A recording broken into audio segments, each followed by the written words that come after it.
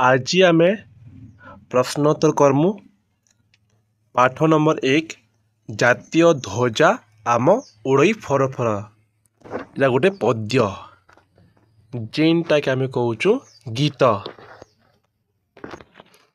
पाठर प्रश्न उत्तर दौर फास्ट कहे आम देश पराधीन थिला बेले कौन असुविधा हेउथिला। जेनटा कि परीक्षा आसीचे 16, 15 रु 14 थी। तार उत्तर होचे आम देश पराधीन थिला बेले आमे अनेक क्लेश ओ जातना भोगी थिलु। विदेशी मानक अत्याचार सही अति दुखर दिन काटुथिलु। तेणु आम देशर उन्नति होई पारु नथिला। प्रश्न ख होचे देश स्वाधीन हेबा परे आमे केउ काम करि पारिबा बोली कवितारे कहा जाइछि।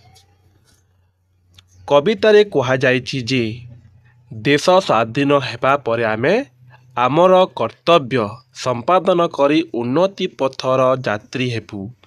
आमे देशरे केही जेपरि भोक न रहिबे सेही प्रथा मध्य आमे ध्यान देबु।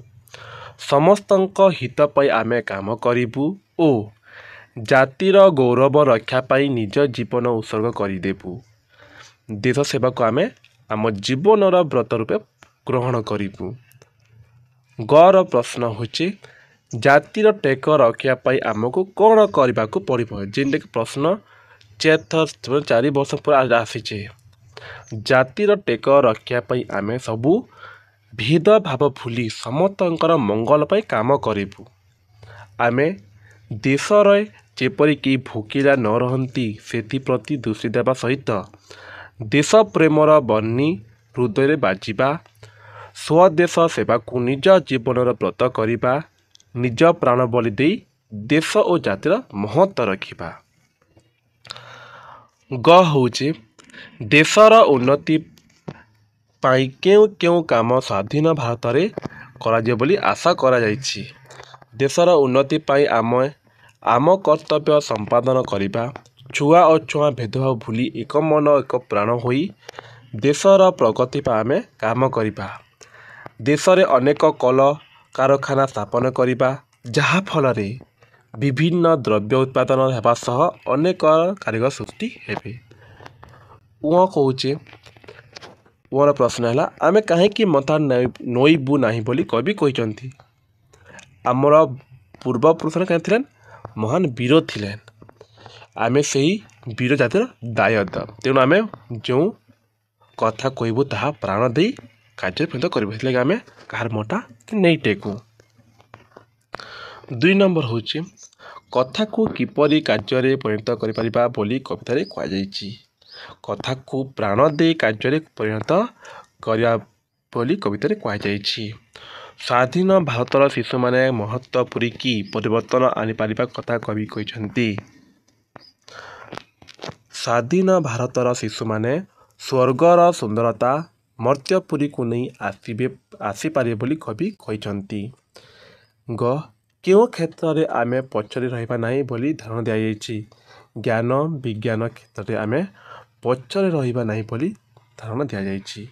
क्यों माने प्रतिज्ञा करिबा कथा कवितारे कहाइछि। भारतवासी प्रतिज्ञा करिबा देश रे कल कारखाना गढ़ी उठला आमर कौन कौन असुविधा हेबा जेनता कि असंख्य कारीगर सृष्टि हेबे देश बेकारी दूर हेबा।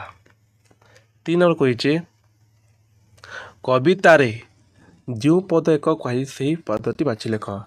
से समय कष्ट भोगुथिलु से काले भोगुथिलु केते जामे क्लेश बेटा जेन गीत के बुझे करी लिखि दीछि ताके हे गीत इ जेन अच्छे पाठ जेन अच्छे गीतर पाठ कहा संगे से मिशुची ताके लेख जेनला देश सेवा को जीवन व्रत करिबु स्वदेश सेवा व्रत करिबु जीवनर समस्तंक पाई भल काम करिबा सभ्यंक हित पाई करिबु आमे काम।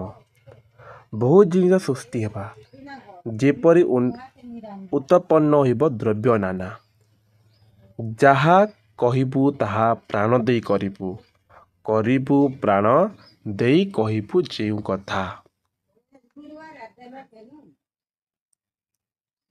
ଚାରି ନମ୍ବର କହୁଛି ଯେ ଯେପରି ଧ୍ୱଜା ସହିତ ଫର ଫର ଏମିତି କେନ୍ଟା ହେବା ଝରଣା ଝରଣା ହେବା କଲ କଲ ଓଦା ହେବା ସର ସର ରାଗ ହେବା ଗର ଗର ଚାଲିବା ତର ତର ଶୀତ ହେବା ଥର ଥର।